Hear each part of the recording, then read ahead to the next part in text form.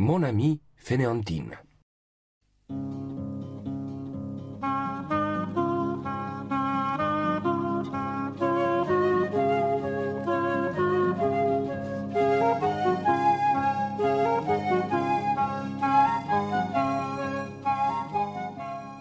Il était une fois un matin où mon amie Fainéantine refusa tout simplement d'aller à l'école. Sa mère la supplia en vain. Fainéantine, il est 7 heures. Je t'ai préparé ta brosse et ton dentifrice. Viens donc te laver.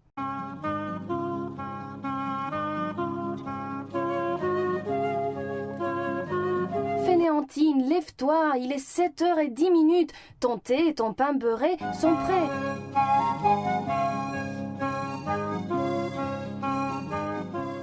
Il est 7h15, il faut que tu te dépêches. Fainéantine, est-ce que tu as préparé ton cartable? Je n'irai plus jamais à l'école. Voilà, c'est clair. Je veux dormir. Se tourna de l'autre côté et s'est mis aussitôt à ronfler doucement. Mais ce n'était pas gagné, car même si Fainéantine ne voulait pas aller à l'école, ses pieds, eux, avaient hâte d'y aller. Alors, ils se mirent à la secouer. Fainéantine, il est 7h20. Viens, allons à l'école. Fainéantine, nous sommes prêts. Allez, descends du lit. Non, je ne vais nulle part. Je veux dormir. Allez-y si vous voulez, moi je reste ici. Alors, les pieds partit toute seule à l'école pendant que Fainéantine continuait à dormir. Peu de temps après, les mains de Fainéantine commenceraient, elles aussi, à la secouer. Fainéantine, viens donc. Il est 7h25, allons à l'école. Nous nous ennuyons à la maison. Emmène-nous à l'école, Fainéantine. Allez, Fainéantine, debout. Je n'y pense même pas. Allez-y si vous voulez. Moi, tout ce que je veux, c'est dormir. Et les mains se dépêchèrent d'aller à l'école pour ne pas être en retard. Car c'est bien connu, les mains, ça marche moins vite que les pieds. Et pendant ce temps, Fainéantine dormait sans se soucier du fait que ses pieds et ses mains soient partis à l'école toutes seules. Peu de temps après, l'estomac de Fainéantine se mit à crier. Fainéantine, remue-toi enfin. Il est 7h30, j'ai faim et je veux faire de l'exercice. Emmène-moi à l'école, sinon j'y vais tout seul. Oh là là, quel boucan. Mais vas-y donc et laisse-moi dormir. L'estomac, après avoir boulotté le pain beurré et le thé, s'en alla en rouspétant et en se faufilant pour ne pas être vu faire peur à quelqu'un.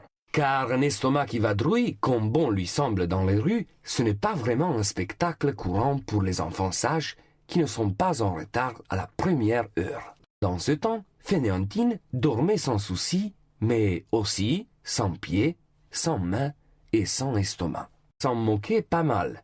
Mais tout à coup, ses oreilles se mirent à crier très fort, car c'est ainsi que crient les oreilles d'habitude. Fainéantine, il est 8h moins 25. Tu vas te lever ou quoi? Tu veux être en retard à l'école? Fainéantine, Fainéantine, tu es sourde? Tu sais quoi? J'en ai assez de vous. Allez-vous-en tous et laissez-moi tranquille. Je veux dormir en silence. Effrayées, les oreilles s'enfuient vers l'école avec leurs 2 boucles d'oreilles et Fainéantine continua à dormir ainsi, sans pieds, sans mains, sans estomac et sans oreilles. Elle dormait comme une souche. Après un court moment, la langue aussi s'est mise à s'agiter. Elle ne savait pas trop comment aller à l'école et avait peur de prendre une décision toute seule. Alors, elle essaya pour commencer de réveiller Fainéantine. Fainéantine, il est 8h moins 20. Fainéantine. Mais comme Fainéantine n'avait plus d'oreilles, elle ne pouvait plus entendre, alors la langue se donna du courage et s'en alla aussi. La laissait dormir comme une bienheureuse. Mais comme Fainéantine n'avait plus d'oreilles, elle ne pouvait plus entendre. Alors la langue se donna du courage et s'en alla aussi. La laissait dormir comme une bienheureuse. Qu'est-ce que ça pouvait lui faire, puisqu'elle n'avait plus ni pieds, ni mains, ni estomac, ni oreilles?